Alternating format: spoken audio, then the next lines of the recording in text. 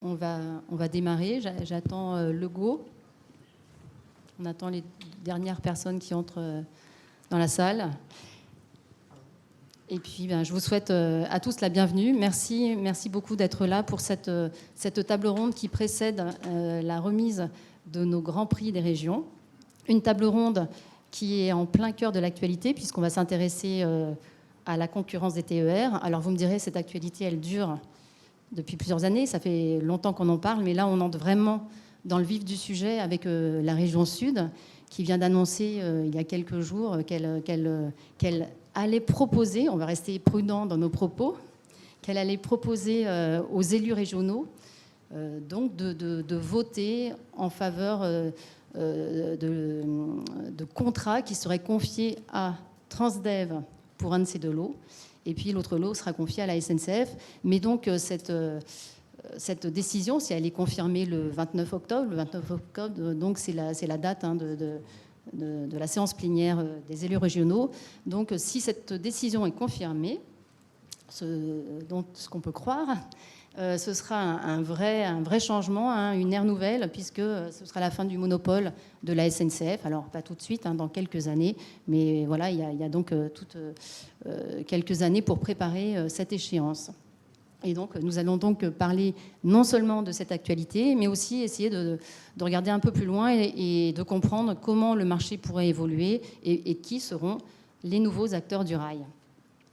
Pour en parler avec nous, complètement à droite, Jean-Pierre Sérus, vice-président chargé des transports de la région Sud. À côté de vous, Édouard Reynaud, directeur général France de Transdev. Jean-Émile Mougenot, à ma droite, directeur délégué TER SNCF Voyageurs. À ma gauche, Didier Cazel, directeur général adjoint Keolis France. Ronan Bois, à côté de vous, vous êtes président de Régionéo et directeur ferroviaire de RATP Dev. Et enfin, Jean-Baptiste Eméhoud, vous êtes président France d'Alstom. Donc merci à vous tous d'être là avec nous aujourd'hui. Peut-être un mot avant de lancer le débat. Cette table ronde va durer 1h30. Et bien sûr, vous aurez une large part dans les débats, parce que si vous le souhaitez, il y aura bien sûr un micro qui circulera. Donc n'hésitez surtout pas à poser toutes les questions à nos invités. Je vous donne la parole en premier, bien sûr, Jean-Pierre Sérus, puisque c'est vous qui avez fait l'actualité ces derniers jours, vous et la région, plus généralement, puisque vous n'êtes à votre poste que depuis quelques mois. Donc vous êtes Voilà, juillet. Et donc, vous allez nous expliquer quelle a été la démarche suivie par la région, parce que ça a été une démarche très, très structurée, avec de grandes étapes. Donc, rappelez-nous voilà, comment la région a procédé et ce que vous en attendez. Bonjour, d'abord, merci pour votre invitation. Bonjour à toutes et tous. Oui, c'était une actualité, mais c'était une actualité annoncée. L'agenda, le planning était inscrit depuis 2017. Le président Renaud Muselier avait très tôt, dès 2017, évidemment connaissant les perspectives de ce qu'on appelle très clairement l'ouverture à la concurrence, c'est bien de ça dont il s'agit, et il avait dit dès 2017 la volonté de la région Provence-Alpes-Côte d'Azur, en quelque sorte être pionnier, puisque de toute façon c'était un mouvement, eh bien autant l'anticiper plutôt que de le subir ou en tout cas d'attendre. Il avait commencé, pour celles et ceux qui s'en rappellent, alors c'était avec mon prédécesseur et ami Philippe Tabarot, il avait commencé par finalement un appel à manifestation d'intérêt, parce qu'il était essentiel de préparer l'ensemble des acteurs. Évidemment, il y a la collectivité région Provence-Alpes-Côte d'Azur, mais il y a beaucoup de monde qui est concerné par ce mouvement, qui va être un mouvement de très grande ampleur. On était au début, et il fallait donc se préparer à cela. Et cet appel à manifestation d'intérêt, je le rappelle, et c'est important à montrer au travers d'une dizaine de groupes, de sociétés, de structures intéressées, qu'il y avait au sein des acteurs un véritable intérêt à travailler très concrètement à ce grand mouvement. En 2020, je continue dans l'agenda, eh bien les choses se sont concrétisées par un appel à concurrence, une ouverture à la concurrence, sur la base d'un cahier des charges. Je pense qu'on y reviendra, je le détaillerai si vous le souhaitez. Des règles, évidemment, d'évaluation des offres extrêmement précises, et il y a eu des réponses. Je tiens à souligner, c'est essentiel, que ça a été fait là aussi avec beaucoup de méthodes et une certaine prudence, pionnier mais pas inconscient. D'abord sur moins d'un tiers de l'offre régionale, avec deux lots très différents, un qui structure la liaison entre les métropoles Marseille, Toulon et Nice, et un qui structure l'offre, on peut dire, sur la Côte d'Azur, avec les arcs Draguignan-Vintimille, Cannes-Grasse et Nice-Breil-Tende. 10% de l'offre pour le lot numéro 1, de l'offre régionale évidemment, et un peu moins de 23% pour la deuxième. Nous en sommes aujourd'hui, après la remise des offres, après l'analyse des offres, dans une période où je reste, vous le comprendrez, très prudent, qui est finalement, on commence à communiquer sur ce qui va peu à peu prendre la forme d'une conclusion. Ça sera le 29 octobre en séance plénière, vous l'avez rappelé.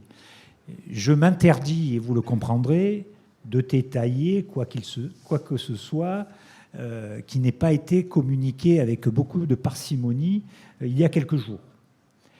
Je reviendrai sur le cahier des charges si vous me posez des questions, mais je dois vous donner le point de vue finalement de l'autorité organisatrice qu'est le Conseil régional de Provence-Côte d'Azur, de son président Renaud Muselier et de moi-même, son vice-président. Écoutez, je pense qu'on est en tout cas en bonne voie pour être rassurés sur ce que nous souhaitions faire. Un, nous avons eu des offres et des offres d'excellente qualité. Deux, nous avons matière à prendre des décisions. Trois, au vu de ce que nous avons annoncé et de ce que nous préciserons, je crois que nous respectons trois des objectifs que nous attendions. On ne peut pas dire qu'on se les était fixés, puisque d'ici quelques années, tout le monde finalement sera dans cette démarche. Donc, ce n'était pas si volontariste que ça, même si c'était par anticipation. En tout cas, nous avions trois objectifs en tête. D'abord, l'intérêt de nos usagers.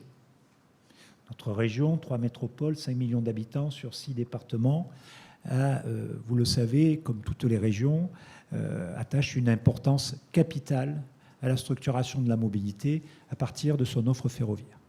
Donc, nous sommes de ce côté-là satisfaits parce que la qualité des offres et le résultat qui est quantitativement déjà un peu annoncé va dans le sens d'abord de l'intérêt des usagers et de l'intérêt des usages des réseaux régionaux, des réseaux ferrés régionaux par rapport à l'offre globale. Deuxièmement, qualitativement, nous avions fixé des règles très claires en matière de qualité de service et également d'évolution innovante de ce service. Nous sommes satisfaits. Ce que nous avons reçu est allé parfaitement dans ce sens. Le troisième objectif que nous nous étions fixés, c'était à coût constant pour la collectivité, et je le dis, mais on reviendra sûrement dans l'après-midi sur la notion de tarif, tout ça est en train d'évoluer avec le MAS, avec etc. Mais pour faire simple, coût constant pour la collectivité et coût constant pour l'usager, on est en mesure aujourd'hui d'augmenter la cadence, d'augmenter la fréquence de manière significative. Donc évidemment, tout ça sera détaillé dans les prochaines semaines, tout ça sera précisé. Mais pour conclure votre question, ça a été un agenda long, pratiquement 4 années. Ça a été beaucoup d'étapes et on va attendre le 29 octobre, mais ça devrait se conclure par un certain nombre de points positifs de notre point de vue. L'essentiel reste à faire. Voilà, l'essentiel reste à faire. Personnellement, je suis très heureux d'être présent aujourd'hui, non pas finalement pour dire ce qui s'est passé est parfait, passons à autre chose, mais pour dire c'est une véritable aventure qui commence. Il faut que nous en soyons conscients et j'espère qu'on mettra qu'on prendra la même attention et on donnera la même importance finalement à notre souhait les uns et les autres, autorités, opérateurs, constructeurs, fournisseurs, etc., à faire en sorte que ce mouvement, finalement, soit gagnant pour tous et d'abord pour nos usagers. Merci. Tout reste à faire, avez-vous dit, Édouard Reynaud. Donc, il y a du travail encore devant vous. Est-ce que, justement, vous pouvez nous expliquer un petit peu ce qui va se passer pendant ces 4 années, hein, qui est avant la mise en service de vos trains? Et puis, qu'est-ce qui va changer avec vous dans la région Sud? Oui, alors d'abord, on est très honoré, en tout cas, que notre offre puisse avoir rencontré une autorité organisatrice et les clients usagers. Mais, je vous rappelle, et vous l'avez très bien précisé, il y a un vote à échéance 29 octobre. Donc, je ne vais pas rentrer moi non plus dans les détails. Mais je vais essayer de vous détailler ce qui fait qu'on peut être pertinent dans une démarche menée par une autorité organisatrice comme celle de Sud, mais aussi comme les autres autorités organisatrices qui sont, elles, en train de soit de finaliser ou soit qui démarrent des démarches. Mais comme vous l'avez dit, monsieur le vice-président, c'est parti de loin. Donc, sachez que depuis 2016, les équipes de Transdev, elles travaillent et elles sont impliquées à travers l'UTP notamment dans tout ce qui est évolution, négociation sociale, pacte ferroviaire, qui est d'une complexité redoutable et sur lequel on s'est, j'allais dire, amariné au fil du temps et en donnant nos contributions, et tout ça en s'appuyant aussi sur une base solide d'expérience.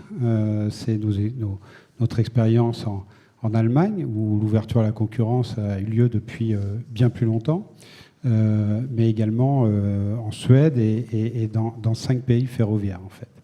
Donc c'est bien en agrégeant tout ça et en essayant d'anticiper ce mouvement qui s'est mis en place véritablement autour de 2016-2017, qu'on a essayé de bien intégrer la logique. Après, le deuxième aspect, c'est clair qu'il faut être en capacité de servir des clients usagers et de leur offrir une meilleure qualité de service.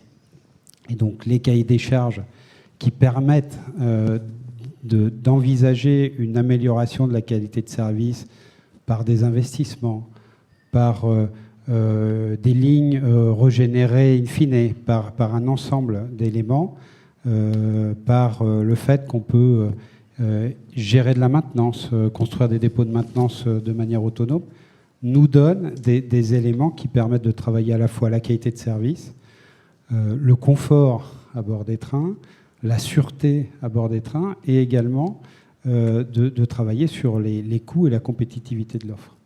Donc c'est bien un ensemble d'éléments qui fait qu'on se positionne là-dessus. Alors oui, depuis 2018, on a un certificat ferroviaire, on a travaillé en Bretagne notamment, mais on travaille aussi sur de nombreuses autres opérations. Je voudrais rappeler qu'on est très intéressé par les trains du quotidien, parce que c'est bien ces réseaux structurants qui vont aussi permettre de remplir les objectifs de transition énergétique, qui vont permettre aussi, et ça c'est une autre caractéristique qui est importante à mentionner, c'est que nous on ne veut pas créer un petit SNCF, on veut créer une organisation régionale dédiée au ferroviaire, avec toutes les compétences embarquées de soutien ferroviaire. Mais la première des évidences, c'est d'être local, c'est d'être dans une analyse très fine du territoire et de ses besoins, d'être en capacité de gérer de la logique de rabattement et d'intermobilité, d'être en capacité, par exemple, de gérer des services de substitution, parce que ça peut arriver, puis ça peut ne pas être de notre fait uniquement, et donc d'être en capacité d'avoir tout un écosystème très régional, très ciblé, et qui permet d'être avec des gens fortement engagés, où les décisions ne se prennent pas depuis Paris. Alors, vous parlez d'écosystème régional, mais vous avez répondu à un seul lot, le lot intermétropole, et pas au lot Azur. Pourquoi et quels sont les critères qui font que vous répondez à tel appel d'offres et pas à l'autre? Alors ça, on ne s'est jamais caché, qu'on a toujours une logique de sélectivité. On peut prendre, on n'est pas allé sur le TET parce qu'on a estimé que les conditions n'étaient pas réunies. On a, alors aujourd'hui, on verra si ça évolue par la suite, on scanne les projets et on regarde les cahiers des charges et on essaie de comprendre le besoin de la collectivité. Et à travers ça, on essaie de définir les critères. Bon, je vais en citer un qui est pour nous un des majeurs. D'abord, c'est la capacité à avoir une qualité de voie au bon endroit. Donc, quand il y a plusieurs typologies de services ferroviaires qui passent au même endroit, on peut quand même imaginer qu'il y aura un petit peu plus d'attention que dans d'autres cas. Et puis, il peut y avoir des investissements qui sont prévus. Il y a un certain nombre de sujets de cette nature. Et puis aussi, la capacité à gérer la maintenance de manière totalement autonome. On se rappelle la difficulté du centre de Viry-Châtillon qui a bloqué quasiment la moitié de la France. La capacité de gérer la maintenance par soi-même est un élément fort, est un élément aussi de compétitivité. Et donc, on analyse les différents sujets de cette nature. Voilà. Et puis après, il y a tous les cas de figure, parce qu'on peut avoir un cas de figure où nous allons exploiter la ligne. Il y a des cas de figure où il va y avoir de l'intégration verticale. C'est en train de se préparer avec à la fois de la régénération, de la remise en service de lignes et également de l'exploitation et des notions d'investissement sur la ligne. Puis il y a des sujets mixtes où on est au milieu d'un écosystème plus général ou des lignes dédiées et particulières. Donc il y a vraiment tous les cas de figure. C'est un petit peu comme en Allemagne. Là, on va prochainement démarrer l'équivalent du S-Bahn ou du RER autour de Hanovre, la totalité des RER de Hanovre. Voilà, donc on sait s'adapter en fonction des circonstances et de créer à la fois les équipes dédiées et de renforcer à travers notre expérience, qui n'est pas récente, hein, qui a quand même plus de 20 ans, ferroviaire, pour appuyer la logique régionale, parce que l'essentiel, et je pense que c'est vraiment important, de se dire que l'idée, c'est d'augmenter notre capacité collective à développer les trains du quotidien, d'être en capacité d'offrir un service de qualité avec de la ponctualité, avec de la fréquence pour les usagers, parce que c'est bien ça qui est important. Je pourrais citer un exemple très personnel, mais j'ai dû aller au centre de la Bretagne, à Gourin, pour pas le nommer, qui est vraiment plein centre de Bretagne. Je suis parti de chez moi, j'ai pris un Transilien, à Montparnasse j'ai pris un TGV, à Guingamp j'ai pris Transdev, et puis après j'ai pris Bresgo, et je suis arrivé exactement à 10 mètres de l'église. J'allais à un enterrement, la maman du maire, et j'étais sur place en transport public. Sauf que le retour, impossible. Donc je pense que la logique de base de tout ça, c'est d'être capable de créer de l'intermodalité, de créer des bonnes interconnexions, d'avoir aussi des outils digitaux qui vont nous permettre d'être au bon endroit et d'assurer que quand on part, on peut revenir. Ça paraît basique, mais ça arrive. Voilà. Donc dans la mobilité du quotidien, c'est quand même un peu plus simple, quoique, et je crois que toute notre attention doit être portée sur le voyageur, sur le passager, pour mieux l'embarquer et mieux lui donner envie d'utiliser les trains du quotidien. L'exemple que vous venez de donner me donne envie de poser une question à Jean-Pierre Cérus.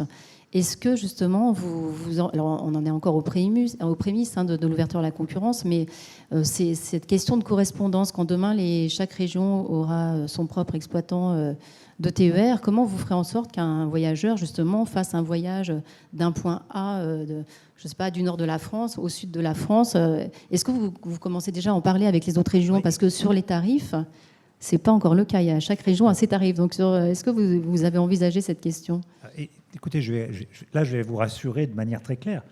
C'est notre rôle d'autorité bien avant l'ouverture à la concurrence. L'intermodalité, plusieurs opérateurs, on connaît ça par cœur. Et on l'applique d'ailleurs aujourd'hui, même quand l'opérateur, en ce qui concerne le transport ferré, était plutôt monopolistique. Donc non, pour nous, ça ne nous pose aucun problème. C'est notre rôle d'autorité organisatrice, d'abord de définir, de contrôler et d'améliorer. c'est vrai qu'on va sûrement avoir une phase où on va changer des opérateurs.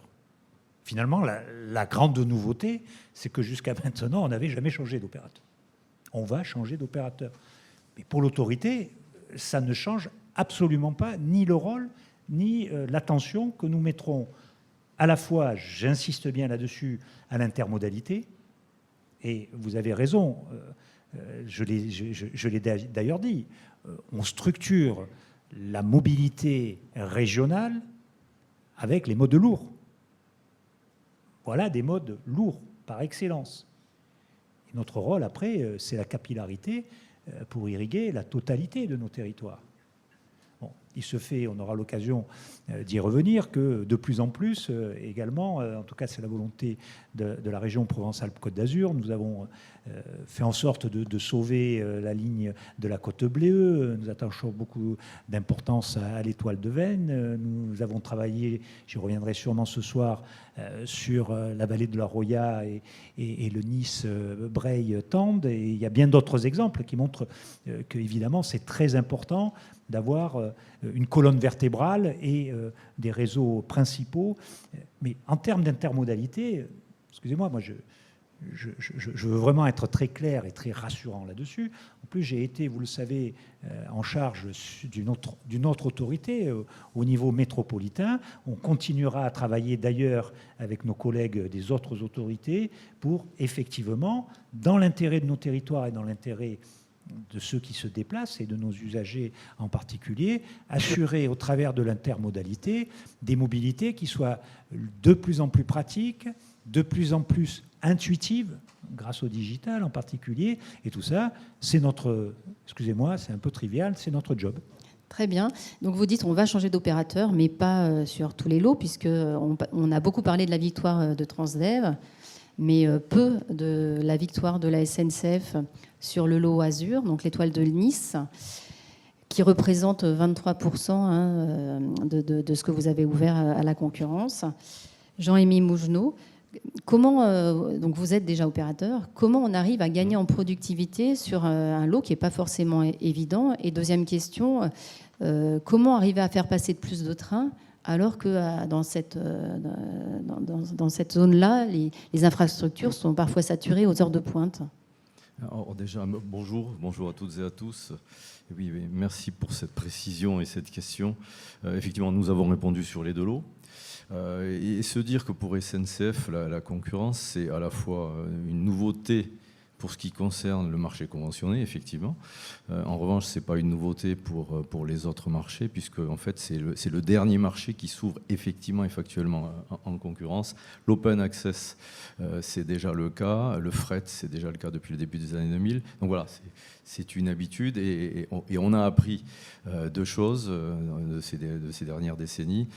C'est la nécessité d'écouter mieux les clients, alors les chargeurs pour le fret, les clients pour ce qui concerne bien sûr les voyageurs de tous les types de transports, et les autorités organisatrices, puisqu'il y a eu une montée en puissance progressive des autorités organisatrices sur ces sujets, comme le rappelait Jean-Pierre Serrus il y a quelques instants. Il y a, on va se le dire, les TER, ils ont été créés, inventés au milieu des années 80 pour répondre à un certain nombre de besoins. Puis, à la fin des années 90, ça a été la régionalisation et la création des conventions. Et donc, la prise en compte par les régions de leur rôle, qui a été progressive. Ça a été une longue histoire de partage et d'échange avec les SNCF. Nous avons beaucoup appris. Et aujourd'hui, c'est une nouvelle étape qui est franchie, puisque, comme le rappelait Jean-Pierre Serrus, maintenant, avec la maturité complète et aboutie des autorités organisatrices, c'est le choix de l'opérateur. Donc voilà, nous avons beaucoup appris de ça. C'est l'écoute et les besoins qui sont exprimés. Alors, en réponse plus précise à votre question, nous avons deux leviers. Le premier, c'est celui de la continuité de ce que nous avons fait en matière d'excellence opérationnelle, en amélioration notamment de la qualité de service, avec tous les leviers qui sont connus, des programmes nationaux, un travail sur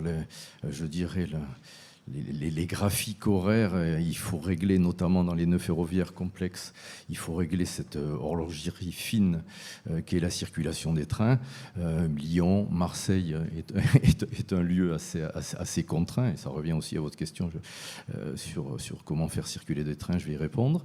Donc ça, c'est une continuité, parce que nous avons un programme, nous avons des programmes que nous avons mis en place pour améliorer cette qualité de service, avec des progrès à TER, puisque on va dire dans les 5 ans qui viennent de s'écouler, nous avons réduit de 30% les trains en retard sur l'ensemble du territoire. Tout ça, c'est une moyenne, bien sûr. Il nous reste quelques points à travailler, mais par exemple sur le lot Azur, c'est 10 points de régularité que nous avons gagnés en 5 ans, donc avec une amélioration significative. Donc ça nous a donné l'envie de continuer. Et donc ça, c'est la partie, le levier continuité. Après, il y a un levier rupture. Un levier rupture parce qu'effectivement, il y a une forte attente des autorités organisatrices d'avoir on va dire des entités qui travaillent en autonomie, de manière détourée. Alors ça va du détourage comptable à l'autonomie de gestion de la performance et de la relation client. Mais ça, la rupture, elle est là pour SNCF. Nous répondons à tous les lots, et normalement, je pense que ça sera quasi systématique en tout cas, nous répondrons au travers de sociétés dédiées, avec un challenge puissant, qui est celui à la fois de conserver notre efficience, notre puissance opérationnelle, et qui se vaut par à la fois le retour d'expérience et la compréhension et la connaissance du système ferroviaire, mais aussi à faire le plus local possible et qui répondent aux spécificités du territoire concerné. En fait, notre challenge, c'est à la fois de faire industriel et puis de faire un peu du small is beautiful, non, du local is beautiful. Voilà. Et alors, maintenant, quand il s'agit de venir sur la partie plus technique, comment on peut faire circuler des trains sur ce secteur, Paris, Marseille, Menton. Là, je ne viens pas sur la différence entre les lots, secteur que je connais très bien, Jean-Pierre Serrus le sait. Là aussi, je parlais d'horlogerie, je pense que le terme, il est parfaitement approprié. C'est ce qu'on appelle l'ingénierie d'offres. Nous avons, mais comme les autres opérateurs, bien entendu, j'imagine, nous avons des ingénieurs d'offres qui travaillent, qui prennent une ligne, qui regardent point à point, qui regardent tous les créneaux horaires, tous les enchevêtrements à faire, et on regarde quel est l'endroit où il est possible de mettre ces trains-là. Et c'est ce qui nous a permis d'améliorer encore notre offre et de répondre correctement à la proposition, je le pense en tout cas, qui était faite par la région Sud sur le lot Azur, où il y a une augmentation d'au moins 50% des trains. Dans un entendu 75%. Ça peut être ça dépend, oui, 75% ou 50%, ça dépend comment si on compte en train ou en train kilomètre. Effectivement, je suis désolé, c'est une technicité dont j'aurais pu me passer. C'est effectivement 75% des trains kilomètres. Là, c'est quand même un territoire qui est coincé entre la montagne et la mer. Ça part de Saint-Raphaël, ça va jusqu'à Menton. Là, justement, on est parti sur les bases de notre excellence opérationnelle, sur la rigueur de ce que nous avions déjà mis en place, et on a regardé et on a positionné correctement les trains au bon endroit, et on est convaincu de la qualité de notre réponse sur ce plan-là. Voilà, je voudrais, avant de rendre la parole, féliciter Transdev pour être le dernier candidat en lice. Je pense que c'est le terme adapté au vu de la situation. Et puis assurer, parce que vous posiez la question de la transition, et puis assurer à la fois Jean-Pierre Serrus et puis Édouard Reynaud de notre entière participation et de notre volonté que la transition, qui va durer quelques années, parce que la mise en exploitation des lots va être, ça se passe en fin 2024 et 2025, on peut dire, ça fait quelques années. En tout cas, on peut vous assurer de notre totale coopération et de notre volonté d'assurer la continuité du service public, et on continuera à améliorer la qualité dans l'attente de passer à l'opérateur qui aura effectivement gagné le lot Marseille-Nice. Alors, vous avez évoqué la mise en place de sociétés dédiées. J'imagine que dans le cadre de ces sociétés, vous essaierez de faire évoluer l'organisation du travail, la polyvalence, vous en rêvez ? Il y a beaucoup de Parce choses. que ce sera des cheminots qui seront transférés dans cette société. De toute manière, dans les deux cas, puisqu'on est dans un marché public, ce sont des cheminots qui sont transférés. Oui, tout à Et fait. ce sont les. Mais ce que je veux dire, c'est que même si c'est la SNCF qui a gagné, ces agents seront quand même transférés dans une autre société. C'est une société, effectivement, les sociétés que nous mettons en place sont des sociétés qui sont bien sûr rattachées à SNCF Voyageurs, qui est la société qui assure le trafic voyageur sur l'ensemble du territoire. Et donc, on assure une continuité et des garanties aux salariés qui seront transférés. Il y a aussi d'ailleurs des garanties qui sont prévues pour les salariés qui seront transférés chez les autres opérateurs. Donc voilà, nous on assure cette continuité et cette garantie sociale à l'intérieur de nos sociétés évidemment. Et puis on s'appuie sur les évolutions et les transformations que nous menons déjà depuis de nombreuses années. La polyvalence, pour vous répondre, on en a beaucoup parlé. On n'en rêve pas parce qu'on l'a fait au travers on l'a déjà fait, on a déjà progressé au travers de métiers qui travaillent ensemble aujourd'hui. On a mis en place sur la région sud des équipes mobiles d'intervention qui sont capables d'assurer à la fois la sûreté, l'accompagnement des situations perturbées et la relation client avec la lutte contre la fraude. On a à la fois des agents d'escale, des contrôleurs, on a l'appui de la surveillance générale qui est une entité de SNCF mère que peuvent utiliser d'ailleurs nos opérateurs. Donc voilà, on a déjà travaillé sur ces sujets, on les développe et on s'appuie sur une expérience et à la fois sur cette rupture, société dédiée, nouvelles organisations, nouvelles structures allégées. Il s'agit de pouvoir répondre du mieux possible à la spécificité de chaque territoire et je dirais que nous sommes prêts et nous savons faire je dirais les pas importants qu'il va falloir faire. Ça demande quand même pour TER une transformation importante parce que répondre par des sociétés dédiées, ça veut dire passer du monolithe TER au modulaire. C'est un sacré challenge, mais on n'en parlait pas plus tard que ce matin avec mon comité de direction et on est prêt à relever le défi. Très bien, merci. Didier Cazel, donc vous représentez Keolis, filiale de la SNCF. Comment vous vous positionnez par rapport à la maison mère? Et puis, je crois que vous avez répondu à un appel d'offres lancé par Grand Est. C'est en cours. Oui, c'est en cours. C'est en cours. Voilà, vous êtes en train de répondre. Je crois que c'est Nancy contre Aix-et-Ville, si je ne me trompe pas. Pourquoi ce choix? Quelles sont, même question qu'à Transdev, quels sont vos critères pour répondre à un appel d'offres? Keolis a des savoir-faire ferroviaires et c'est normal que dans le cadre de l'ouverture du marché TER, Keolis puisse apporter et proposer ses savoir-faire à la SNCF. Alors encore une fois, c'est au cas par cas, là où ça a eu du sens, et complètement main dans la main avec les équipes de Jean Aimé. Donc très clairement, Keolis est un acteur du ferroviaire, surtout à l'international, j'allais dire dans des projets ferroviaires assez intégrés, c'est-à-dire exploitation et gestion de l'infrastructure. Je prends par exemple le réseau dense de Boston aux États-Unis, le réseau d'Adélaïde en Australie, on peut aussi parler du réseau des Pays de Galles, alors en petite ligne de desserte ferroviaire aux Pays-Bas, dans des systèmes intégrés, exploitation et gestion de l'infrastructure. En France, on est aussi un acteur en tram-train sur l'île de France et aussi sur une ligne ferroviaire sur le centre, en région Centre-Val de Loire, qu'on appelle Blanc-Argent, entre Salbris, Remiremont et Valençay, qui est une ligne métrique non électrifiée.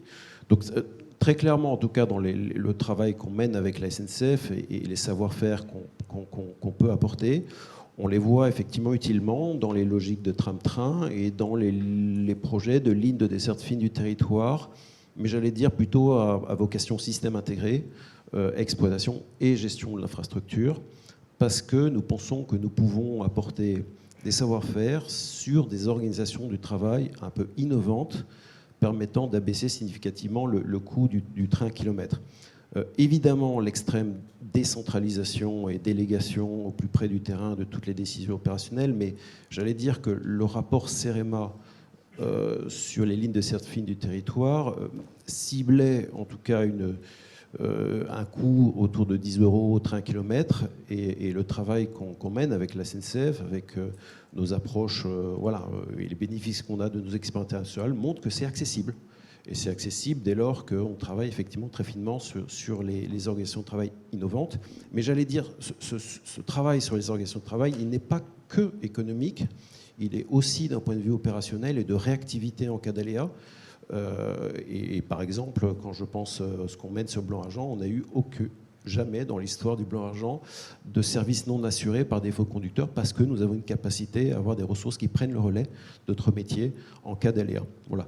Donc on a ce travail-là. Bien sûr qu'on peut parler des savoir-faire de Keolis dans l'intermodalité, autour des modes lourds et des zones denses, de pouvoir proposer des solutions, de différentes solutions de mobilité adaptées au territoire. Bien sûr, la gestion de projet et aussi l'expérience sur le montage financier de projets type PPP.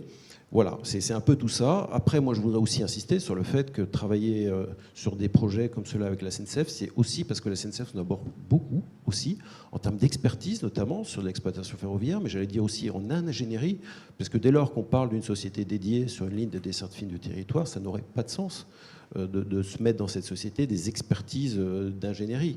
Donc c'est vrai qu'on s'appuie aussi beaucoup sur des savoir-faire de la SNCF, autour notamment d'ingénierie de matériel et de maintenance, qu'on parle de matériel 73500 ou autre. Voilà. Mais puisqu'on parlait un peu de polyvalence, juste votre question, c'est pas un dogme, j'allais dire que c'est une approche extrêmement pragmatique, puisque tout dépend des contextes locaux. Quand on est dans un modèle de ligne à réglementation dite allégée, dite STPG, c'est très différent de réfléchir sur les organisations de travail innovantes que quand on est dans une ligne qui est réseau RFN. Donc le sujet, c'est le pragmatisme. Mais le sujet, c'est vraiment de rebattre toutes les cartes et de se poser des questions. Je prends un exemple sur la formation des conducteurs. C'est vrai qu'on a un vrai travail sur avoir une formation des conducteurs au strict besoin. Et la façon dont on a élaboré le cahier des charges de formation des conducteurs sur le Blanc-Argent, qui est un système STPG, ou sur une ligne RFN, est différent. Mais dans tous les cas, significativement d'une durée significativement moins importante que dans les cas plus traditionnels. Voilà. Donc en tout cas, le souhait des autorités organisatrices, c'est de baisser le coût du ferroviaire pour pouvoir le réinvestir dans l'amélioration de l'offre et en premier lieu la fréquence. On travaille complètement dans cette direction avec les équipes de Jean Aimé. Et puisque vous vous intéressez au Grand Est, est-ce que vous pouvez nous dire un petit peu quelle est la différence de la démarche menée par Grand Est par rapport à Sud? Est-ce que vous diriez que son cahier des charges est plus ouvert?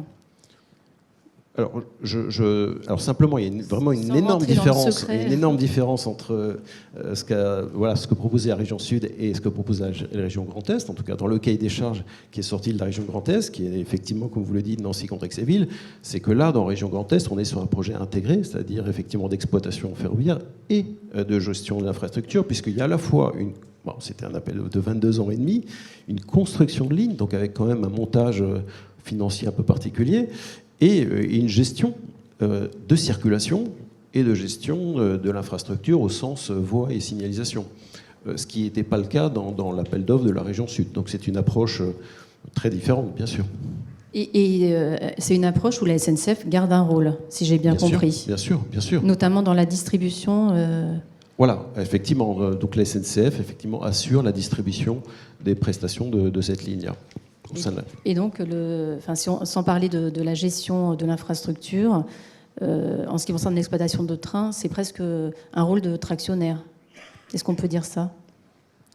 Après, on est complètement intégré dans le parcours client, la ponctualité, l'information voyageur en temps réel, le confort à bord. Voilà, tous ces éléments font partie de nos propositions commerciales. Donc, ils ne se résument pas qu'à la distribution, la relation client. Ronan Bois, donc à la tête de Régionéo, vous aussi vous intéressez à Grand Est.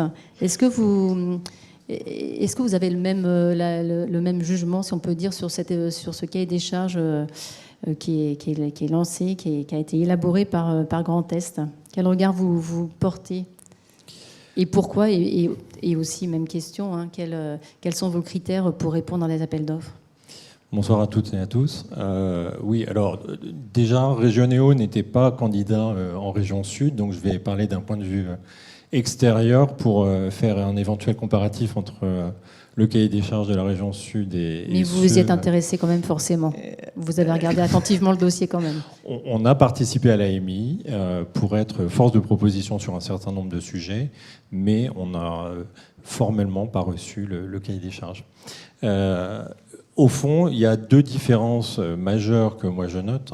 La première, c'est le séquencement des appels d'offres, où les régions Grand Est et Hauts-de-France ont organisé à ce jour un séquencement des différentes procédures, là où la région Sud avait choisi d'organiser une procédure simultanée pour deux lots.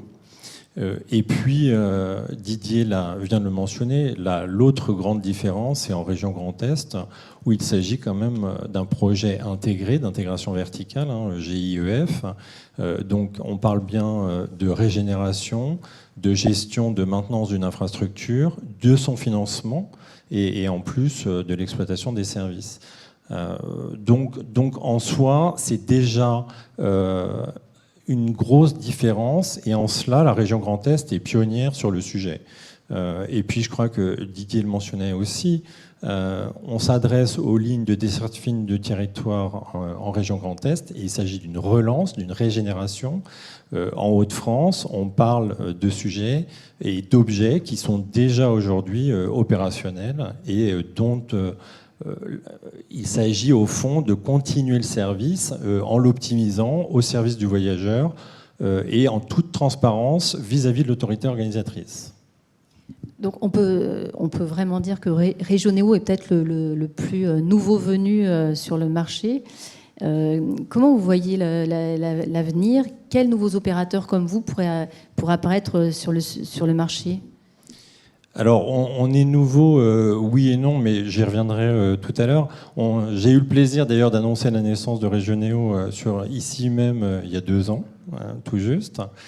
Donc ça fait maintenant 2 ans et un peu plus qu'une équipe de plus de 40 personnes fonctionne et travaille sur toutes ces problématiques-là. Donc on n'est plus si nouveau que ça.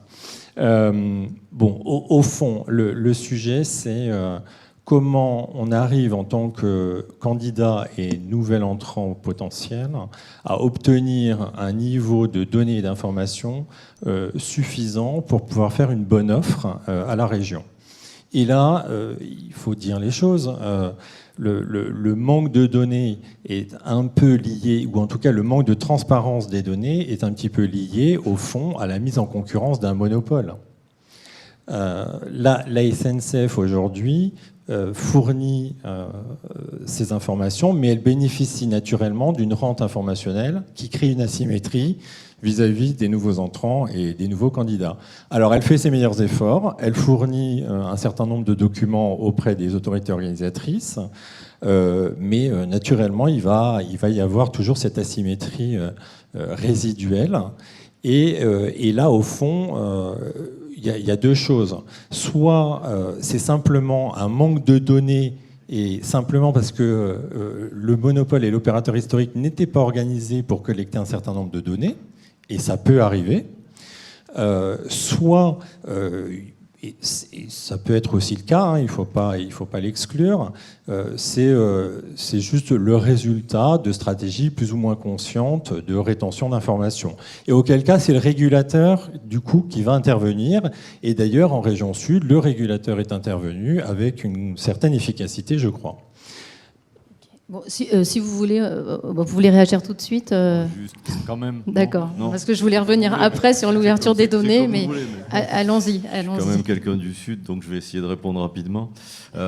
Merci déjà pour le constat. Nous faisons nos meilleurs efforts, je vous confirme sur ce sujet-là. Effectivement, c'est le monopole avec toute la puissance et la lourdeur du ferroviaire. Quand nous fournissons des données, ça a été un apprentissage ces dernières années d'ailleurs pour nous. Quand on dit qu'on répond à un appel d'offres, il y a une charge de travail. Je peux vous assurer que l'équipe qui joue le rôle de l'opérateur historique et qui fournit les données a au moins autant de charges de travail que celle qui répond à l'appel d'offres. C'est considérable. Et dans les régions qui sont en train d'ouvrir la concurrence, c'est plus de 120, 130, 135 000 documents complets que nous envoyons. Alors, nous imaginons bien la difficulté, et donc nous proposons, et c'est déjà fait, hein, une sorte de service après-vente avec explication à l'autorité organisatrice. Et on l'a fait récemment en région Sud, mais dans les autres régions aussi, bien sûr en Grand Est, c'est fait, et en Hauts-de-France, et même ça se travaille aussi en Pays de Loire. Donc voilà, un travail considérable. Maintenant, il y a des données qui n'existaient pas, je vous le confirme, hein, notamment quand une antériorité sur des éléments opérationnels, SNCF n'était pas constituée pour conserver ces données. Donc ce que nous faisons, c'est que nous les reconstituons. Là, un travail aussi considérable, avec un côté, on met un petit E entre parenthèses dans les, c'est-à-dire estimatif. Et puis ensuite, nous avons beaucoup réfléchi à notre stratégie.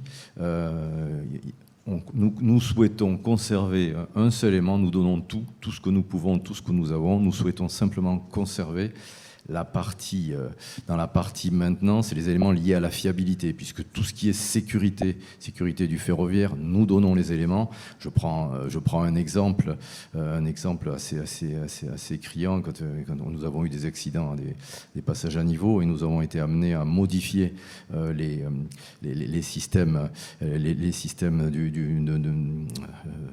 matériel roulant pour éviter des incidents graves. Et ben ces modifications que nous avons réalisées et le pourquoi nous les avons réalisées, nous fournissons ces informations.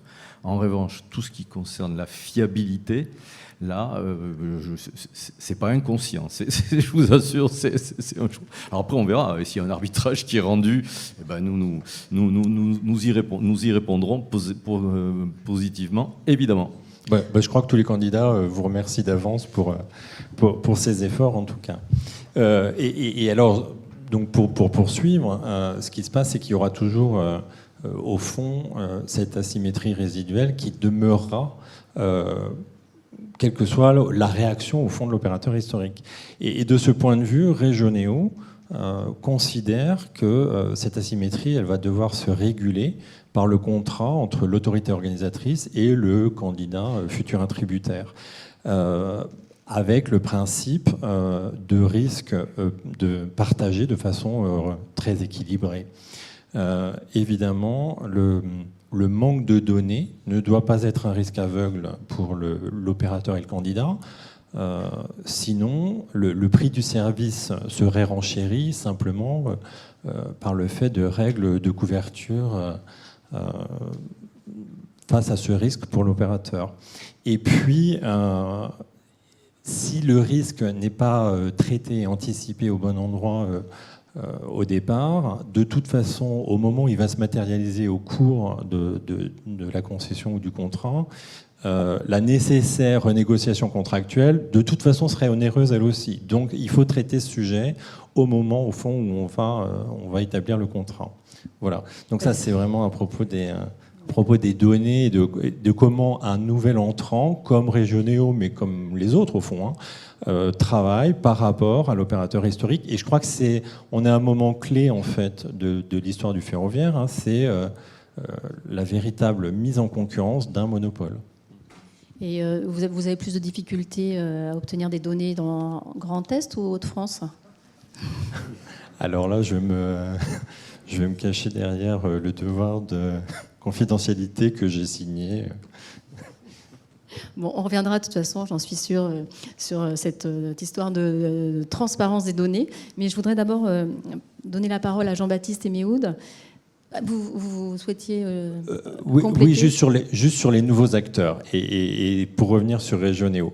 Au fond, il y a deux grandes familles d'acteurs qui seront connus et reconnus au moment où le marché sera réellement ouvert et mature, en gros, horizon 2030. On estime d'ailleurs qu'à ce moment-là, il devrait y avoir à peu près 40% des trains kilomètres régionaux mis en appel d'offres. La première grande famille, c'est finalement les structures, ou en tout cas les acteurs qui vont structurer le marché, et à commencer par les régions.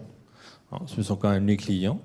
Les GI, et je dis bien les GI parce que ça concerne aussi bien SNCF Réseau que Gares et Connexions et éventuellement d'autres, et puis les régulateurs, donc EPSF, ART. Et c'est ce triptyque, au fond, va structurer le marché de demain, et il est juste essentiel pour le bon fonctionnement de cette mise en concurrence. Donc il y a une relation tripartite qui va s'établir et qui est là aussi à établir. Et puis s'agissant des nouveaux entrants et des futurs candidats, finalement il y a 4 catégories. Alors la première, il y a nos confrères français, Keolis, Transdev, avec un certain nombre de références à l'étranger, et puis quelques expériences en France, mais finalement assez anecdotiques encore à ce jour, hein, c'est moins de 1,5 million de trains-kilomètres. Et je suis sûr que ça grossira, mais pour l'instant, on en est là. Il y a les opérateurs étrangers. Donc, on a parlé de Trenitalia, mais il y a aussi Renfe, il y a Arriva, Deutsche Bahn, mais qui finalement connaissent pas ou très peu le marché français. Il y a un certain autre type, enfin, d'acteurs que sont des intégrateurs le long de la chaîne de valeur, et on commence par les BTPistes, PPistes, hein, qui commencent à se présenter notamment en région Grand Est. Hein, donc, on parle de Colas, puisqu'on est associé évidemment, mais Vinci et Eiffage. Et puis les constructeurs de matériel roulant qui vont aussi avoir un rôle à jouer dans cette nouvelle configuration du marché, en fournissant le matériel roulant, mais aussi en pouvant proposer des solutions de prestations de maintenance pour les niveaux les plus élevés, hein, 4 et 5, qui pourraient être mutualisés sur toute une flotte au niveau régional. C'est aussi une opportunité. Et puis il y a un 4e type d'opérateurs, et c'est justement Régionéo, qui est issu de l'alliance des groupes RATP et Getlink, et qui est le 2e objet ferroviaire en France par la taille, par l'expérience et par l'intensité de ses interfaces avec SNCF aujourd'hui. En 3 mots, en 3 chiffres plus précisément, c'est 300 automotrices tous les jours sur le RFN en Ile-de-France, en coactivité d'ores et déjà avec l'opérateur historique. C'est 200 trains de fret qui circulent chaque semaine opérés par Europort, et ça sur l'ensemble du territoire. Et puis c'est le tunnel, donc une infrastructure en interface directe avec SNCF Réseau, et qui est une véritable autoroute ferroviaire, hein, avec 400 convois quotidiens. Voilà, donc on est jeune, mais au fond, on est quand même juste le 2e opérateur ferroviaire en France aujourd'hui. Merci. Alors vous avez évoqué dans votre intervention un rôle possible à l'avenir pour Alstom. Vous, Jean-Baptiste Eméhout, comment vous voyez justement, comment vous vous positionnez dans le cadre de cette ouverture à la concurrence ? Oui, écoutez, merci pour la transition, et puis merci pour l'invitation également à cette table ronde. Écoutez, Alstom, moi je ne vois pas une transformation radicale. D'abord, je salue l'ouverture à la concurrence, parce qu'on a vu dans beaucoup de pays que ça crée une certaine dynamique, et nous, on est au bout de la chaîne alimentaire, vous voyez. Il y a les donneurs d'ordre qui prennent les décisions importantes et les finances. Il y a les exploitants qui, après, ont des plans ambitieux, et nous, on dépend beaucoup de cela. C'est-à-dire qu'évidemment, en fabriquant du matériel roulant, si demain on augmente l'offre et si ça a un vrai succès, surtout sur des modes lourds, ça a un impact direct sur notre activité industrielle. Donc on salue déjà cette dynamique, et puis j'en profite pour féliciter d'ailleurs la SNCF et Transdev pour les victoires annoncées. Donc pour Alstom, ça ne va pas être une révolution. On va rester sur nos métiers avec, j'espère, des opportunités supplémentaires. C'est-à-dire qu'on a plusieurs métiers. On est connu déjà pour le fait qu'on fabrique du matériel roulant. Et donc on va continuer à offrir notre matériel roulant, que ce soit, comme ça a été mentionné, du tram-train ou du TER à 2 niveaux ou à 1 niveau. Voilà. Donc on va adapter notre offre et nos plateformes aux besoins. Et comme je le disais, plus il y aura d'offres, mieux ce sera pour nous. Alors tous les appels d'offres ne tiennent pas compte d'ailleurs du fait qu'il faut acquérir du matériel roulant. Ça a été le cas sur un des 2 appels d'offres dans le sud, mais il y a beaucoup d'appels d'offres, ça a été mentionné en Grand Est ou bientôt en Hauts-de-France, où finalement il va falloir jouer avec une flotte existante. Et donc pour nous, il n'y a pas d'opportunité, je dirais, de venir livrer du matériel. Ça m'amène sur d'autres métiers chez Alstom, qui sont peut-être moins connus, mais on est aussi très actifs. Et il y a eu une référence sur tout ce qui est, pendant la durée de vie d'un matériel roulant, c'est à peu près 30 à 40 ans. Alors évidemment, les concessions ne sont pas de 40 ans, on parle de 10 ans par exemple. Donc il va falloir que le matériel roulant, il vive, il soit modernisé pendant cette durée de vie. C'est déjà le cas aujourd'hui. Donc nous, on peut intervenir également sur de la maintenance lourde, sur les grandes révisions, sur des modernisations, c'est-à-dire apporter des nouveaux services. Aujourd'hui, on parle de Wi-Fi, des choses comme ça. Mais aussi, et ça c'est plus nouveau, sur des attentes au niveau du verdissement aussi des flottes. On a des projets aujourd'hui avec plusieurs régions et la SNCF pour transformer des AGC, donc des autorails de grande capacité, qui sont à des mi-vie, à 15 ans, et remplacer des packs diesel par des batteries. On a des projets similaires avec la SNCF et plusieurs régions pour hybrider des trains régionaux, c'est-à-dire supprimer des packs diesel et récupérer l'énergie de freinage et utiliser les batteries. Et puis on a annoncé aussi plus récemment des projets de neuf sur l'hydrogène, et on a bien entendu en tête aussi la possibilité demain de pouvoir modifier éventuellement les flottes pour pouvoir remplacer là aussi le diesel par des solutions hydrogène. Et je rappelle qu'en France, sur les trains régionaux, il y a plus de 1200 rames qui circulent au diesel, que ces rames, il va falloir les renouveler à une échéance de quelques années, et qu'évidemment, je ne pense pas que le diesel soit une alternative. Donc je pense aussi que dans l'ouverture à la concurrence, vous aurez éventuellement, en plus de la qualité de service, de la compétitivité, des demandes pour améliorer le digital, améliorer le confort passager, l'information passager, et éventuellement améliorer aussi l'empreinte carbone des trains à l'avenir. Et puis le dernier métier sur lequel on est également actif, alors on est aussi sur l'infra, c'est moins connu, mais on installe de la civilisation, on fait plein de choses, mais aussi sur la maintenance. Alors moins en France, on fait de la maintenance de locomotives de fret, mais on a évidemment ce savoir-faire au niveau global, puisqu'on a presque 20 000 personnes à travers le monde qui travaillent sur la maintenance, dans des pays qui ont ouvert ces activités il y a des années, en Angleterre, en Espagne, en Italie, en Allemagne. Donc on a ce savoir-faire, et en France, on a quelques centaines de personnes, plus de 1000 personnes qui travaillent sur le service de nos trains. Donc là-dessus, je dirais qu'on ne va pas être en confrontation, on est pragmatique. On sera opportuniste, mais de manière positive, c'est-à-dire agile, et on va offrir finalement aux exploitants, qui sont tous représentés ici, et c'est déjà été le cas, éventuellement des associations pour créer de la valeur. Donc on ne va pas toujours se positionner sur la maintenance, mais on peut offrir un support technique, on peut offrir un engagement sur les pièces, sur tout ce qui est matière, parce que à la limite sur le train, c'est quelque chose qu'on connaît assez bien, sur la réparation de ces pièces. Après, donner des garanties en termes de disponibilité. Bon, voilà, c'est un certain nombre de choses qu'on peut construire. Et là, c'est plus dans un rôle de constructeur, c'est plus un partenaire, je dirais, dans les sociétés qui seront créées pour ces projets. Et comme je pense que vous l'avez compris, tous les projets sont spécifiques. Il y en a qui ont de l'infrastructure, d'autres il faut renforcer l'offre, d'autres il faut récupérer une flotte existante et puis essayer d'améliorer, je dirais, la compétitivité. À chaque fois, on verra si ça a du sens éventuellement de s'associer et si nous, on peut apporter de la valeur et donc aider dans la performance globale qui sera la conséquence, j'espère, de l'ouverture à la concurrence. Voilà. Vous avez beaucoup parlé de maintenance. Je crois avoir compris que vous espérez vous renforcer dans la maintenance en France. Dans les conventions régionales, je crois que la maintenance, c'est un poste très élevé. Ça doit être le deuxième poste après les péages. Est-ce que vous pensez justement que c'est l'occasion de faire baisser les prix de la maintenance et à quoi peut-on s'attendre de ce point de vue-là ? Alors, je vais repréciser ce que j'ai dit. On ne va pas faire le forcing sur la maintenance parce que ça n'a aucun sens. C'est-à-dire qu'aujourd'hui, la maintenance... que ce soit pour la SNCF ou éventuellement pour Keolis ou Transdev, des fois ils considèrent que c'est à eux de la faire, puisqu'ils sont compétitifs ou qu'ils ont les solutions internes. Et donc on n'est pas en train de forcer nos solutions. Et il y a de nombreux cas en France ou à l'étranger où par contre des associations font sens. Et avec tout le monde d'ailleurs. Donc nous, on sera juste pragmatique. Après, je pense que oui, aujourd'hui, on a, nous, des solutions à apporter. On a des trains qui sont plus intelligents, avec des systèmes de télédiagnostic. Donc on peut aider les opérateurs à faire de la maintenance prédictive. On peut les aider à optimiser les plans de maintenance.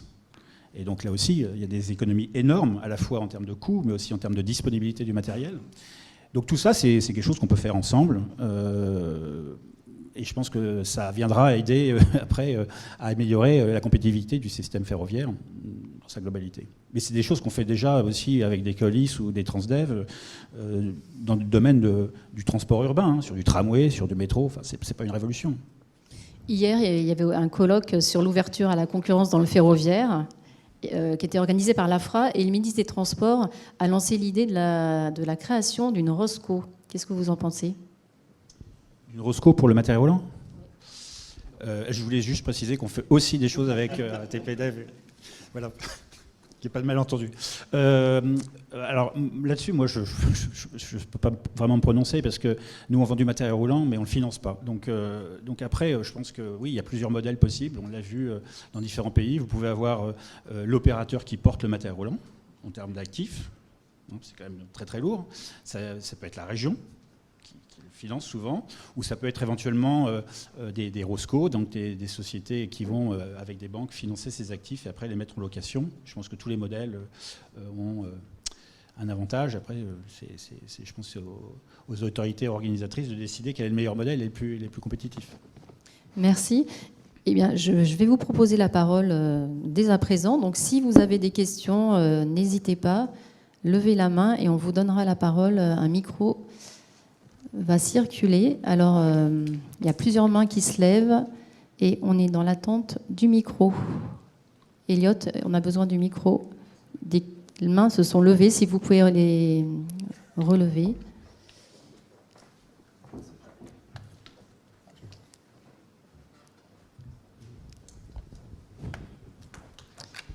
Alors, on n'a qu'à commencer par monsieur au fond de la salle, au milieu. Et si vous pouvez vous présenter avant de poser votre question. Oui, s'il vous plaît. Bonsoir, Thibaut Véron. Je suis membre de l'Union des voyageurs du Nord, qui est adhérente de la FNOT, et je suis moi-même élu depuis peu au bureau de la FNOT, donc je vais parler pour les usagers. La concurrence, ce qui nous inquiète beaucoup, parce qu'on le voit déjà pour les Blablabus et les Flixbus, c'est comment vont faire les usagers pour trouver leurs horaires de train. Aujourd'hui, pour faire un Lille-Paris, il faut aller sur des sites comparateurs obligatoirement, puisque bien évidemment, Blablabus ne va pas mettre les horaires de Flixbus et le contraire. Les horaires, les prix, donc il faut aller sur des plateformes.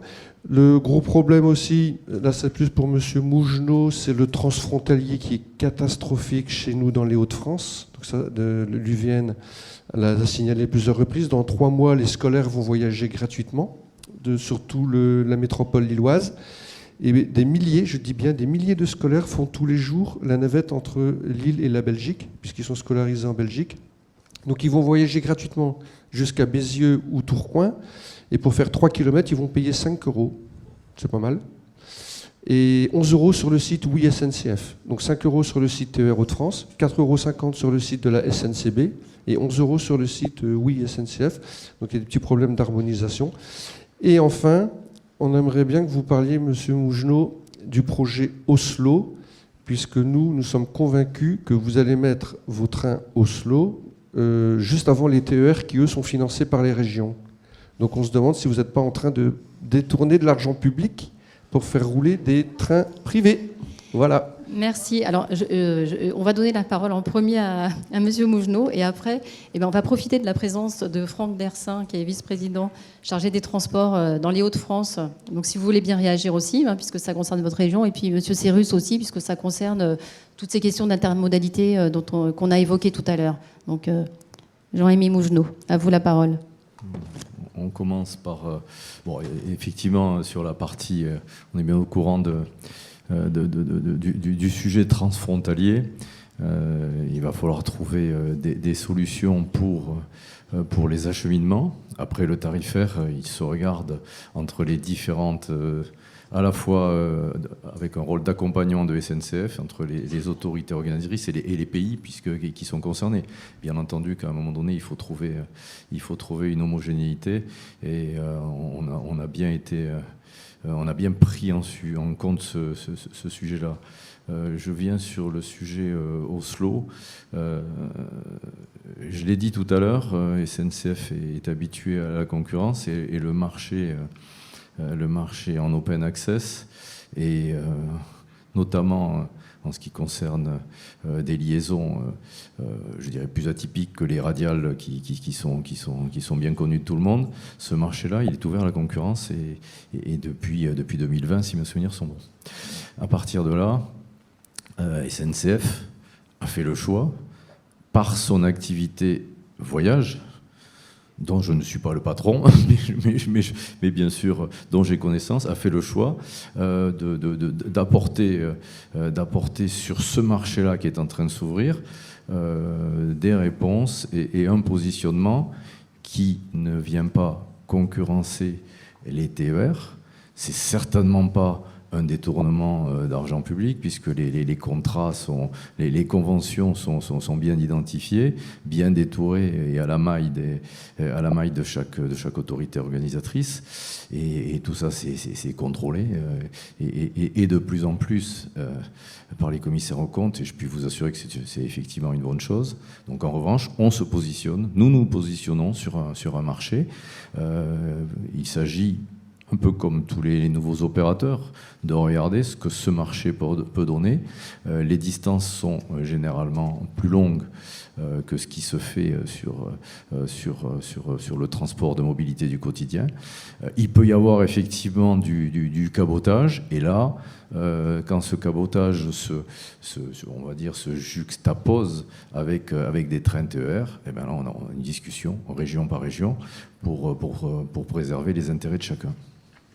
Merci. Je propose de donner la parole à Franck Dersin, qui est devant, et avec peut-être 3 questions, puisque vous aussi, on a un peu parlé des Hauts-de-France, hein, donc peut-être vous pouvez nous rappeler le calendrier, la démarche de la région dans le cadre de cette ouverture à la concurrence, et puis répondre aux questions sur l'intermodalité, comment assurer l'harmonisation. Oui, je réponds d'abord à monsieur. Bonjour à toutes et à tous. Alors, je dirais, toutes les indications d'horaire seront présentes sur le site TER Hauts-de-France, quels que soient les opérateurs. Donc là-dessus, il n'y aura pas de problème. Quant aux problèmes tarifaires dont vous parlez, c'est les problèmes, les bisbilles entre SNCB et oui SNCF. Non, pas de sang entre nous, hein, évidemment. Nous sommes ceux qui décideront de toute la politique tarifaire qui s'appliquera de la même façon à tout le monde, hein. Alors, je le dis, l'ouverture à la concurrence, pour nous, on ne cherche pas à gagner de l'argent. Ce n'est pas du tout cela. On dépense 500 millions d'euros en convention, hein, c'est 1 269 000 euros par jour. Voilà, c'est ça ce que coûte le fonctionnement de nos 1250 trains. Nous, ce qu'on veut, c'est un meilleur service aux usagers. Hein, c'est les fameux 3A, hein, être assis, être averti, être à l'heure. Voilà, c'est ça. On le répète depuis des années, hein, vous le connaissez sans cesse. Mais bon, comme ça ne marche pas, on le répète. Voilà, et on le dit pour ceux qui veulent venir demain. Voilà, je vous le dis, c'est ça qu'on veut demain. Et c'est là-dessus qu'on vous choisira. Et pas je veux dire, le prix ne va pas être l'élément déterminant pour le choix des nouveaux opérateurs. Alors, donc nous, on a lancé trois lignes. Hein. Il y a l'étoile d'Amiens qui est partie, ça y est. Hein. On a déjà reçu un certain nombre d'offres. On est en train de regarder cela, donc à peu près 10 à 12 mois pour étudier cela. Et ensuite, eh bien, on peut espérer, on choisira hein, celui qui opérera. Et il aura 18 mois pour se préparer. Donc, alors vous avez tiré les premiers, mais je pense qu'on devrait, nous, pouvoir être opérationnel courant 2024, juste un peu avant vous, mon cher collègue. Voilà, donc on essuiera les plâtres aussi, hein, évidemment, mais bon, on pourra plus reculer. Donc voilà, trois. Alors oui, je vais parler d'Amiens, l'étoile d'Amiens, on aura l'étoile de Saint-Paul, et puis le Paris-Beauvais.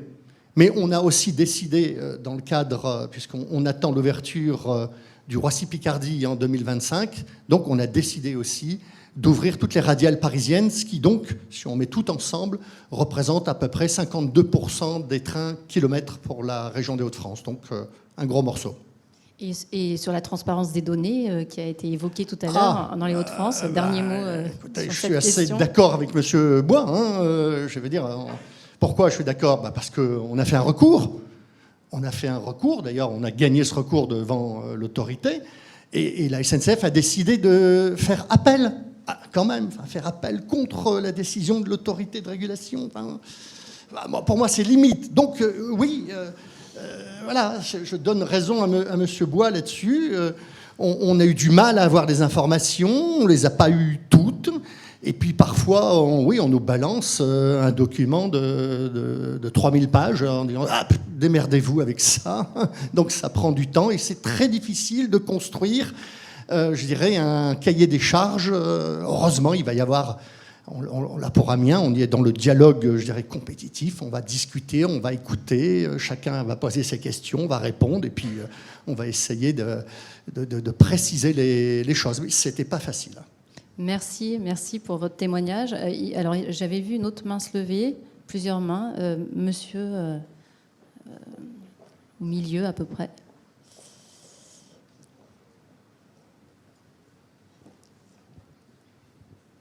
Bonsoir à toutes et à tous. Je m'appelle Denis Moncorgé. Je suis vice-président de l'association Mieux se déplacer à bicyclette et également administrateur de l'association des usagers des transports d'Île-de-France. Ma question est plutôt destinée à M. Cérus au sujet de ce qu'il nous a dit avec justesse à propos de la nécessité d'assurer les questions de tarification, de coordination de tarification et d'intermodalité à l'occasion de l'arrivée de cet éventuel nouvel opérateur Transdev. Vous ne nous avez pas dit qu'il existe déjà en région sud PACA un opérateur autre que la SNCF qui est les chemins de fer de Provence. Et cet opérateur est sous l'autorité l'autorité organisatrice des transports de la région. En matière d'intermodalité, en matière de tarification, j'ai une expérience récente, elle date de la semaine dernière.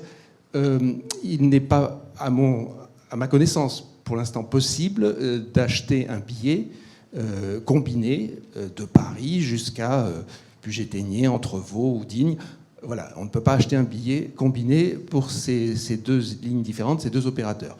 Il est apparemment également absolument impossible de transporter un vélo non démonté lorsqu'on arrive à Niceville en empruntant ensuite cette ligne des chemins de fer de Provence. Et enfin, il ne m'apparaît pas non plus, pour l'avoir expérimenté, il ne m'apparaît pas que la correspondance entre Niceville et la gare sud des chemins de fer de Provence soit particulièrement bien ni lisible, ni même organisée. Voilà. Est-ce que vous pouvez nous donner quelques informations sur la possibilité que vous auriez d'améliorer ces questions de tarification et d'intermodalité à l'occasion de l'arrivée de l'opérateur Transdev? Merci. D'abord, je vais être très, très direct avec vous. Je ne suis pas sûr du lien direct entre l'ouverture à la concurrence et la liaison entre les différents points que vous venez de donner. Moi, je pense que lorsque on débat ensemble des nouveaux acteurs, évidemment, il faut écouter les utilisateurs, les usagers, les clients. Et les deux dernières questions, pour ma part, elles sont essentielles. Et je veux aussi répondre en partie à ce qui a été dit avant. D'abord, avant de répondre à la deuxième question, moi, je vais vous donner un point de vue qui est extrêmement pragmatique et extrêmement simple.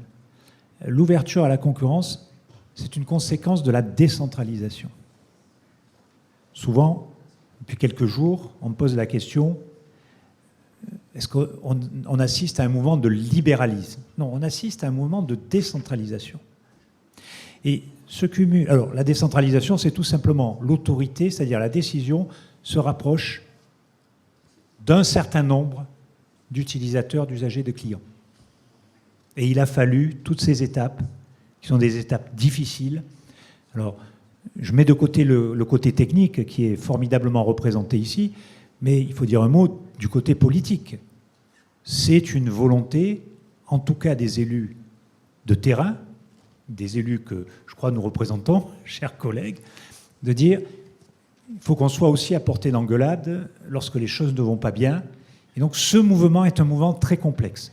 Et je voulais saluer tout à l'heure les questions de monsieur, parce qu'évidemment, ça va poser des questions dès lors que, en plus de l'interopérabilité, de l'intermodalité régionale, il va falloir avoir une interopérabilité des intermodalités interrégionales et avec le national. Bon, il faut un peu d'humilité là-dessus, hein. Et donc, je fais partie des pragmatiques, je suis ingénieur de formation, hein. Donc, quand un problème est compliqué, il faut commencer par le segmenter.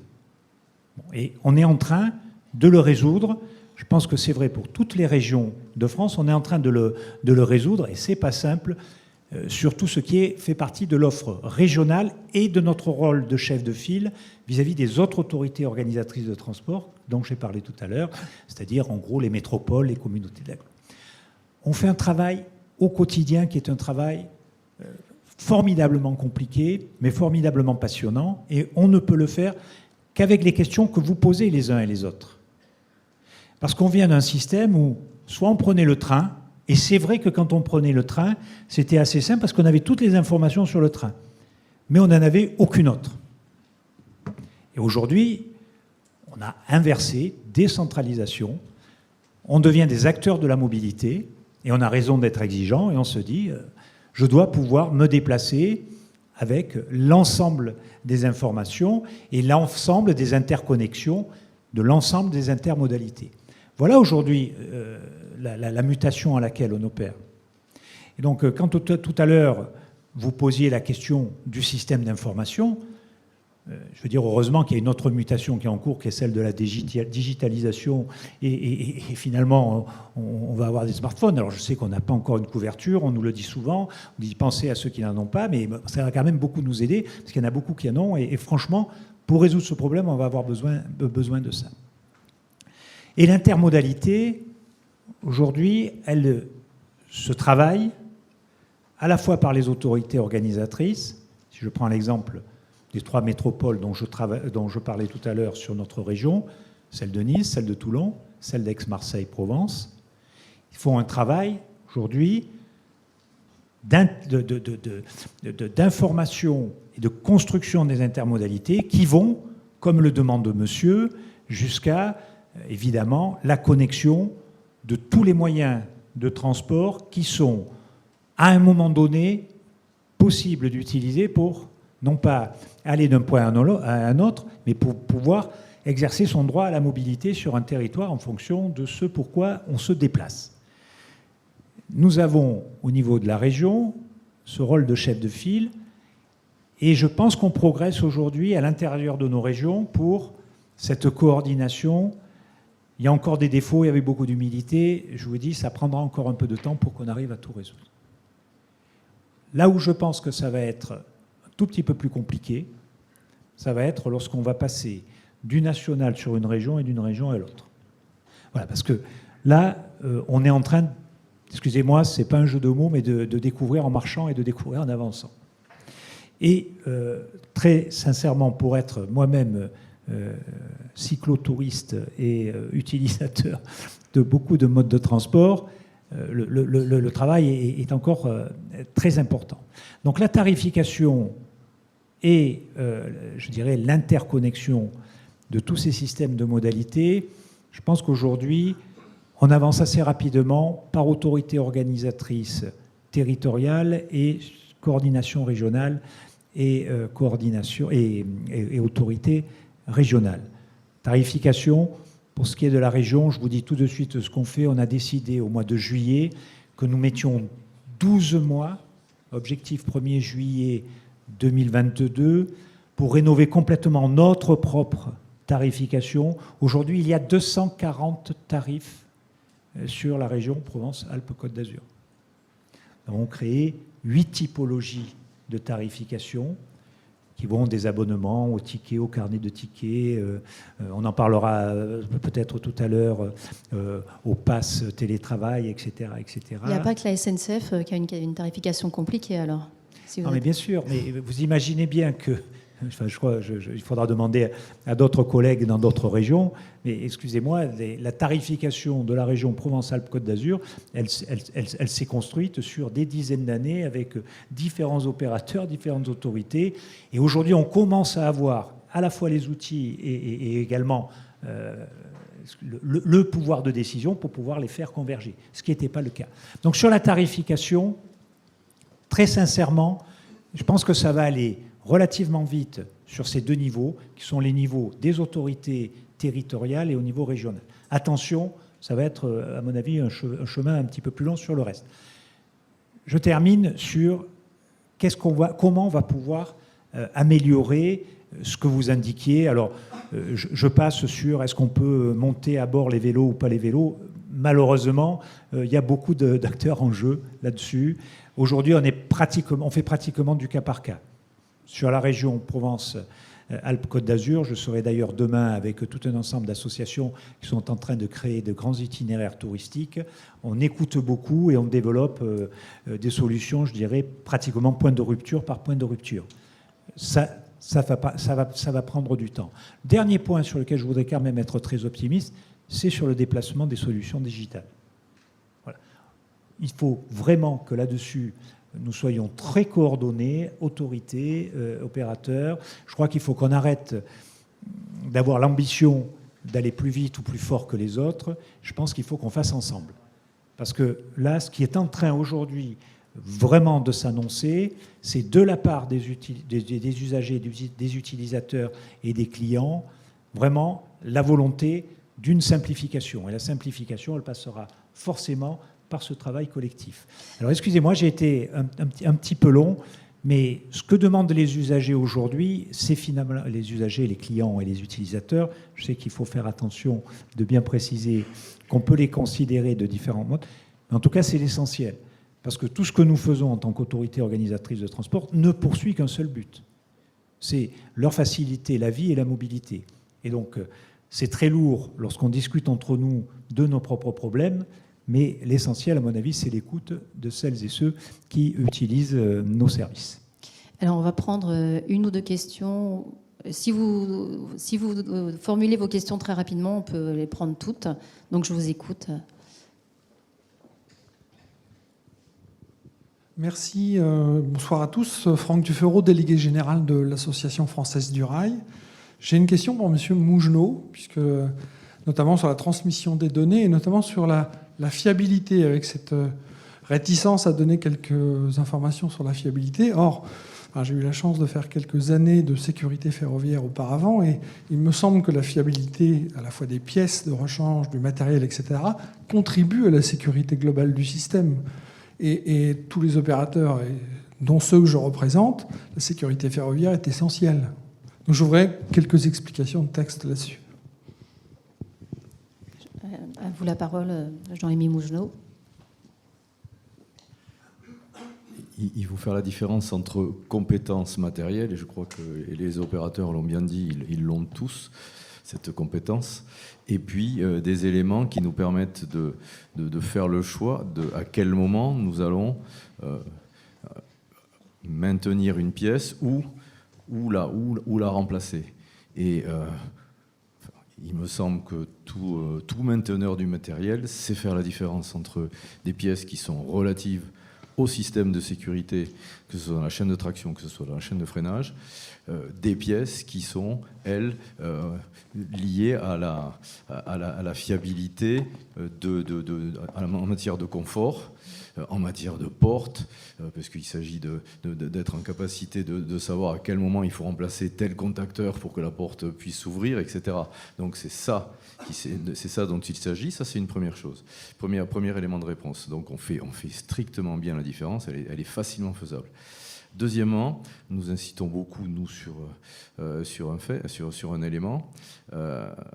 Nous sommes aujourd'hui entité en charge de ce qu'on appelle l'entretien. Donc c'est une responsabilité qu'on n'a pas quand on achète un autocar ou quand on achète une voiture, puisque c'est le constructeur qui garde cette responsabilité et on n'est pas amené à intervenir. Là, l'opérateur a la possibilité et use de cette possibilité, et c'est bien normal, et qui l'amène à entretenir, à modifier le matériel lui-même, parce que c'est le fruit de l'expérience, c'est le fruit des améliorations.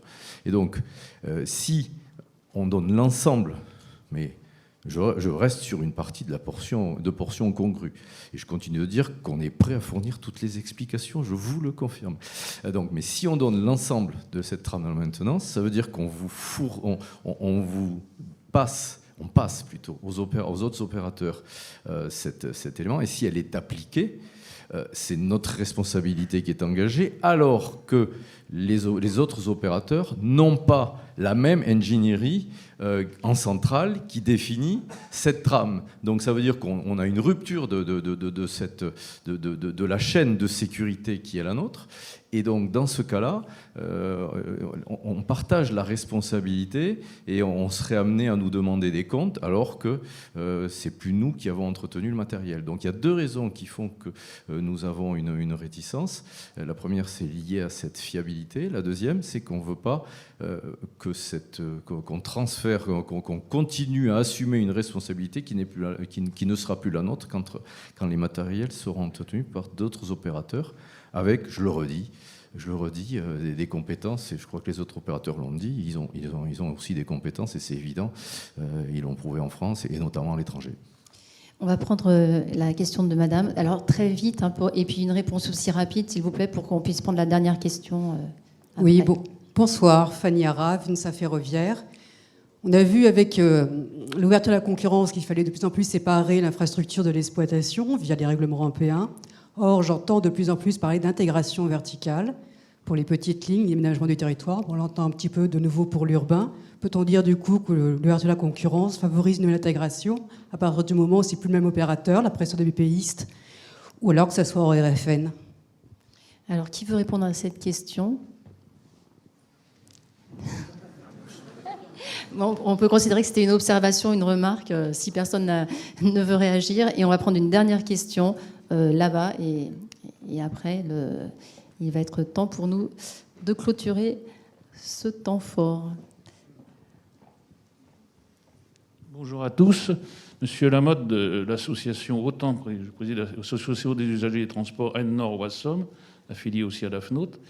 Je voulais quand même remettre le contexte de l'ouverture à la concurrence en région. Il faut quand même être... Moi, je me place du côté des usagers, surtout. Aujourd'hui, nous rencontrons beaucoup d'usagers qui se font une fausse idée de l'ouverture à la concurrence. Alors, expliquons, l'ouverture à la concurrence en région, attention, pour l'usager, certes, les cahiers des charges, les cahiers d'appel d'offres seront certainement peut-être plus intéressants au niveau de l'usager en lui-même. Tout dépendra du choix de la région qui prendra certainement le plus intéressant au niveau de l'offre, au niveau peut-être des tarifs qui peuvent bouger, etc. Sauf qu'il faut bien se dire que l'usager n'aura pas le choix pour plusieurs opérateurs sur une même ligne. Ce qui va être le cas pour le TGV et pour d'autres systèmes aussi ferroviaires. Et il serait quand même logique de bien expliquer, les médias eux-mêmes ne le disent pas, bien expliquer aux usagers ce qui est réellement la concurrence en France qui va arriver très prochainement, déjà au mois d'octobre avec le TGV, et les possibilités et les avantages qu'ils auront à l'avenir. Et au sein des régions qui vont ouvrir, dont les Hauts-de-France, là, avec nos différents lots, nous avons eu aussi des retours de différents usagers par rapport aux correspondances. Alors déjà, les correspondances TER aujourd'hui ont un peu disparu un petit peu partout, c'est pas toujours évident, même entre TGV et TER. Demain, avec différents opérateurs, comment que ça va se passer? Voilà. Merci. Le message est passé, donc il faut sans doute plus de pédagogie pour expliquer au grand public en quoi va consister l'ouverture à la concurrence dans les TER, du moins.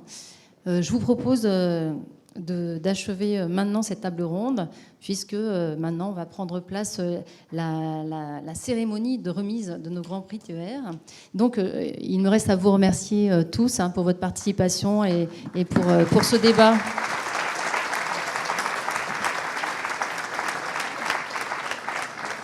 Merci pour ce débat très intéressant. Et là, nous allons donc quitter la scène. Et j'appelle Alexandre Cabanis sur scène pour une intervention de la société Ubitransport. Merci encore. Merci à vous tous.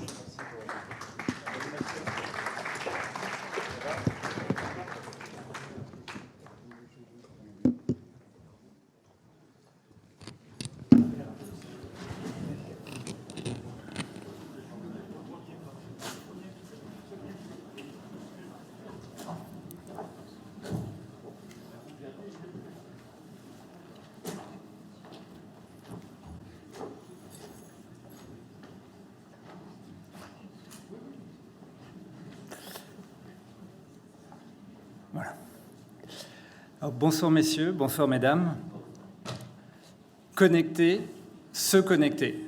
Si je devais résumer l'ensemble des besoins, ou plutôt tirer de l'ensemble des besoins que l'on a pu entendre ces 12 derniers mois de la part de nos prospects ou des autorités organisatrices que l'on a la chance d'avoir comme clientes, cela serait celui-ci. Connecter, se connecter. Permettez-moi de représenter le transport collectif terrestre comme une barre verticale qui descend vers toujours plus de complexité dans sa profondeur vers le ferré. Et sur cette ligne, le besoin de se connecter se matérialise surtout par le besoin d'interopérabilité billettique. Je ne vais pas trop rentrer dans les détails, par peur d'en perdre certains, mais il est vital pour de nombreux réseaux régionaux et surtout pour leurs usagers, de ne pas avoir à se poser de questions lorsqu'il s'agit d'utiliser un titre de transport, de savoir si tel système billettique est de telle norme ou de tel mode de fonctionnement. Et nous œuvrons activement et d'arrache-pied pour mettre en place de l'interopérabilité de support, interopérabilité de titres et interopérabilité de services,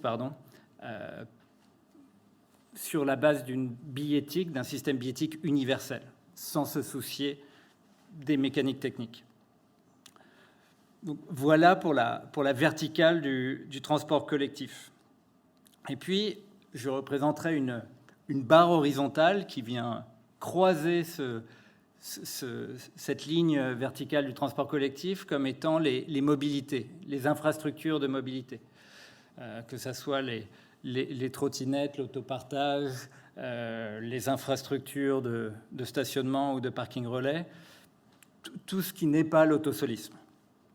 Alors, connecter entre elles ces mobilités, ces infrastructures, des acteurs le font très bien, des acteurs qui s'appellent ou s'auto-appellent plateforme masse, mais la complexité, il me semble, et un certain nombre d'entre vous est parfaitement placé pour le savoir, n'est pas simplement dans le fait de mettre en place des connecteurs entre toutes ces mobilités, mais entre ces mobilités et la colonne vertébrale des mobilités qui est le transport collectif, avec des acteurs dont on a la chance de faire partie, qui sont les garants de la gamme tarifaire dont on a autant parlé, des acteurs dont la spécialité est le transactionnel, le moteur transactionnel. Et le fait de connecter ces différents acteurs de toute mobilité à la complexité du transport collectif est le vrai enjeu d'aujourd'hui. Il me semble que des acteurs dont le métier a toujours été le transactionnel sont particulièrement bien placés pour assurer ce rôle. Et parmi ces acteurs-là, dont on fait partie parmi d'autres, notre fil rouge, notre promesse est très simple, elle tient en une phrase, c'est vous apporter, vous, autorités organisatrices, vous, opérateurs, l'intelligence de comprendre vos usagers, de leur apporter des services au quotidien pour simplifier, un autre mot qu'on a entendu, pour simplifier leurs déplacements, pour qu'in fine, l'usager en bénéficie. Donc laissez-moi conclure. Si je devais résumer tout cela en une phrase ou deux, l'idée serait de vous aider dans ce but de se connecter, pas juste se connecter pour se connecter, mais se connecter pour savoir. En l'occurrence, pour savoir tout des usages, des ventes d'un bassin de mobilité, pour derrière mieux servir. Voilà. Merci.